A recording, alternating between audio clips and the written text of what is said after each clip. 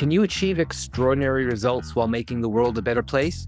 I'm Bruce Temkin, and together we'll explore how. Welcome to Humanity at Scale, Redefining Leadership podcast. Join me as I speak with visionary leaders and top experts to uncover the secrets of humanity-centric leadership. Ready to rethink leadership? Let's dive in. What would happen if you gave some of the smartest, most visionary leaders in business, academia, and design a magic wand and asked them to use it to make organizations more humanity-centric? That's exactly what I've done. At the end of every episode, I ask each guest, if you can wave a magic wand and change one thing to make organizations more humanity-centric, what would it be? It's a playful question, but it reveals something serious. What's missing from the way we lead today? Because beneath the metrics and meetings, many organizations are drifting further from the human heartbeat that makes them work.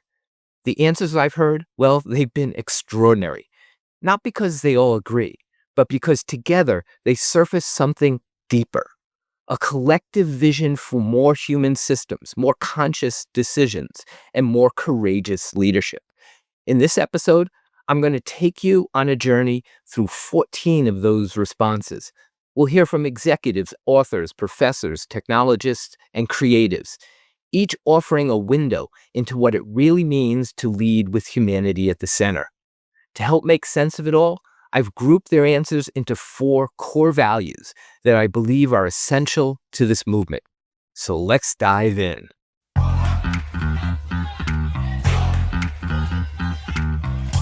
Let's start with 4 voices calling us to slow down, reflect more deeply, and lead with greater awareness. Here's Faisal Hoque, a technologist, leadership thinker, and best-selling author.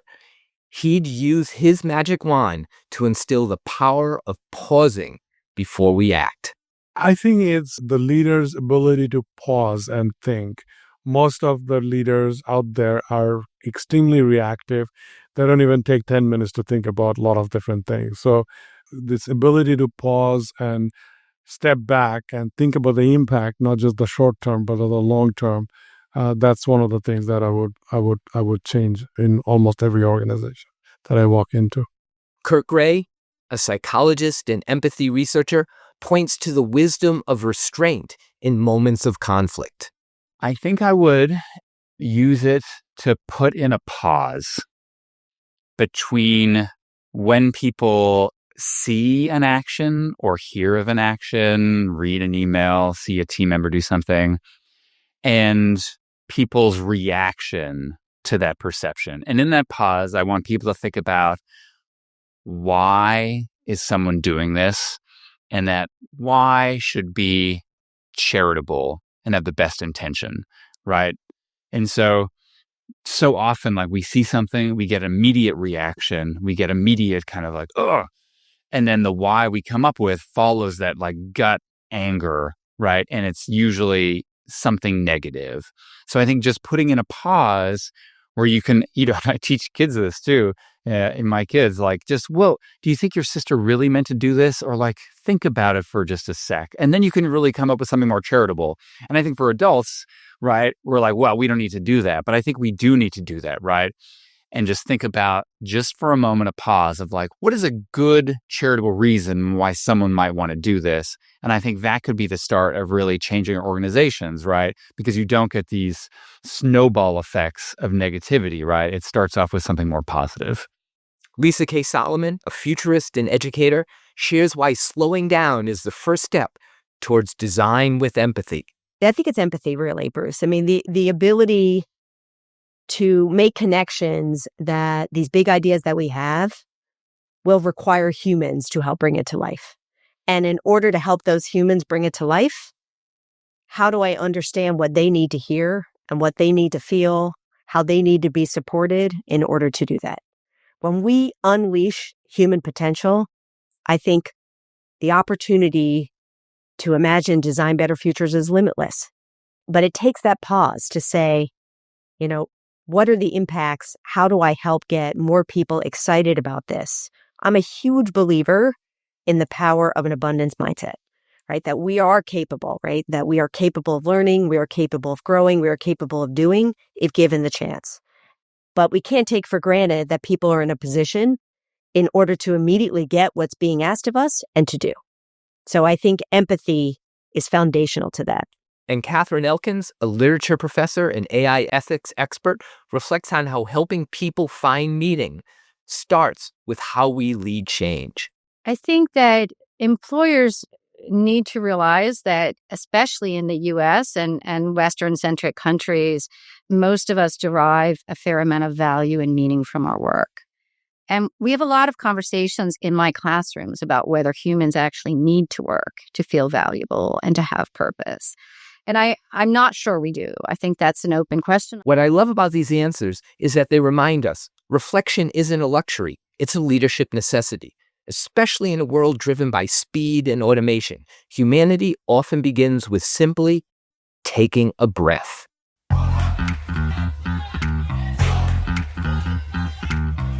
Next, let's hear from 3 leaders rethinking how organizations are structured and how we can free people to lead from anywhere.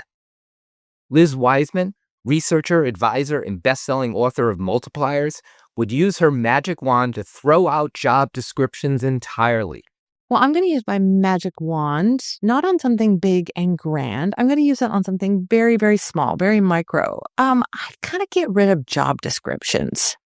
I think job descriptions keep people limited and stuck. And I know we need some semblance of that to organize, but I would really say oh, here, let me see. This is a straw. This is my magic wand. I would say your job description is a suggestion. It's a starting point, not an ending point. Find where you can be useful and go and do that. And I think it would really change people's orientation to their work. Conny Kalcher, a global brand executive, urges us to break silos and empower small, agile teams. I would focus less on hierarchies and silos and have flatter organizations that would work more like squads together rather than being in rigid structures. So more flexible organization organized around the task to solve across silos would be the one I would say. Kamales Lardi, a digital transformation expert, calls for a new kind of leadership contract rooted in values and accountability. Maybe a bit controversial, but I would implement a values contract for all leadership teams, particularly in the tech industry. I did a TED talk about this. Values contract in the sense that the leadership teams are assessed and with sufficient consequence in place to align themselves to the values of the organization, human values. And basically, they're measured and they have to deliver against those values, not just financial results, but also values results. When we give people the freedom to move, to grow, to lead from where they are, remarkable things happen. The structures we build should enable human potential, not contain it.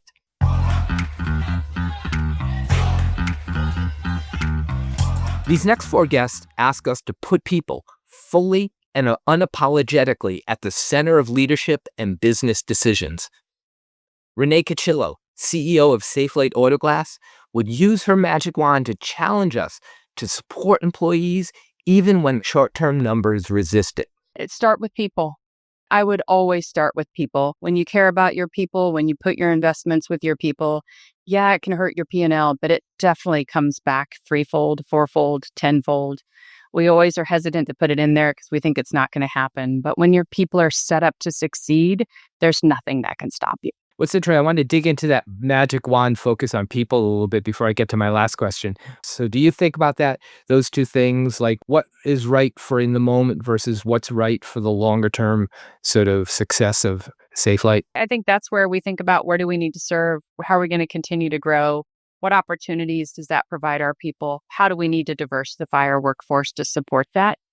And set them up for success before we enter something and then they just have to hurry and catch up behind. It's building your people into your plan and your future horizon and your thinking versus having them react to it. Joey Coleman, customer and employee experience expert and author, makes the case for investing in people as seriously as we invest in processes and technology. Invest as much in your people as you do in your process. Most companies think nothing of rolling out a software implementation that'll cost them $500,000. But if I say, let's take the entire company on a 4-day cruise with their loved ones, and it's going to cost us $500,000, they're like, what's the ROI on that? I'm sorry, we didn't have an ROI conversation on the technology. Why are we having it on the humans? Vivienne Ming, a theoretical neuroscientist, entrepreneur, and self-proclaimed mad scientist, reminds us that meaning can't be imposed. It must be discovered. I did a big old research study with a giant company, 430,000 person. They said, what is the single biggest predictor of productivity inside our company that we're not tracking? And it was purpose. So if I could wave a magic wand, and purpose from a psychological perspective means you have something in your life that's bigger than you, something that takes more than a lifetime to complete. Not the company's purpose, not what's in the handbook or written up on the walls. Your meaning for being alive. Companies, communities that create space for people to find purpose in their work, it is dramatically unleashing. So if I could wave a magic wand, it would be trust your employees to create meaning out of their work. Don't force them to do stuff that they loathe just to earn that paycheck. It will genuinely pay for itself. And Tania Israel, an author, researcher, and professor focused on bridging divides, highlights the role of curiosity in building truly human relationships. Well, I do have a wand. So I will imagine that it could actually, that I could actually use it to do this. I think what I would do is to have people want to understand each other more and want to connect more with each other. So it would really be imbuing everyone with this curiosity and openness to others. When we see people as fully human, capable of joy, struggle, creativity, and care, everything changes. These leaders are reminding us that dignity isn't earned by productivity. It's a birthright we build organizations around.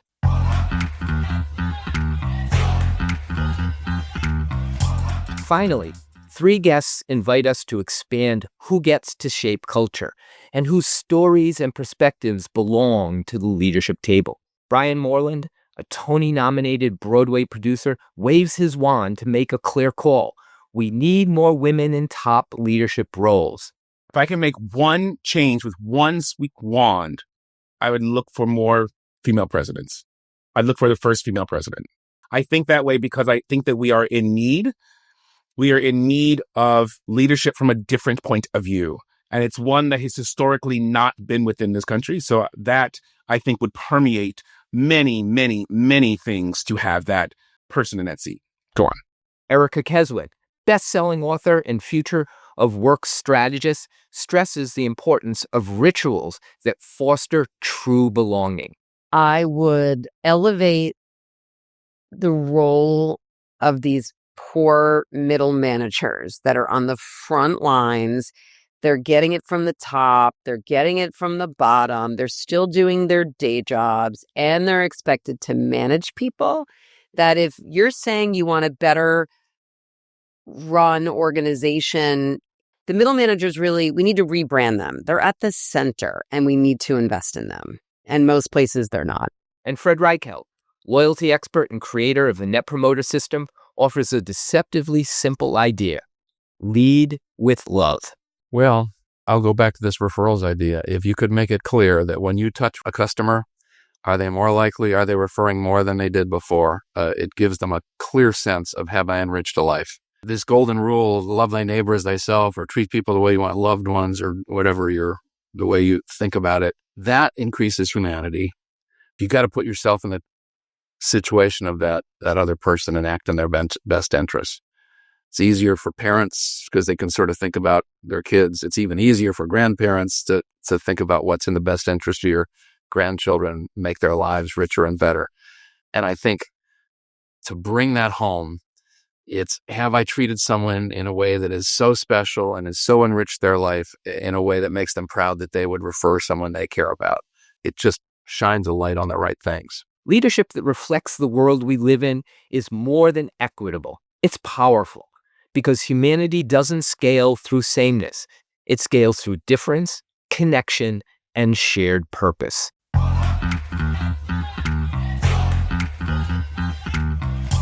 So what do we take away from all of this? 4 themes, 4 values, but really one message. Humanity at scale begins with how we choose to lead. It's not just about empathy or ethics or equity. It's about integrating those values into how we design systems, make decisions, and build relationships inside our organizations. As you heard today, none of these ideas require an actual magic wand. They just require intention, reflection, and courage, and the willingness to build a future that's worthy of the people who live and work in it. To every guest who shared their vision, thank you. And to every listener, thank you for being part of this movement. Thanks for tuning in to Humanity at Scale, Redefining Leadership podcast.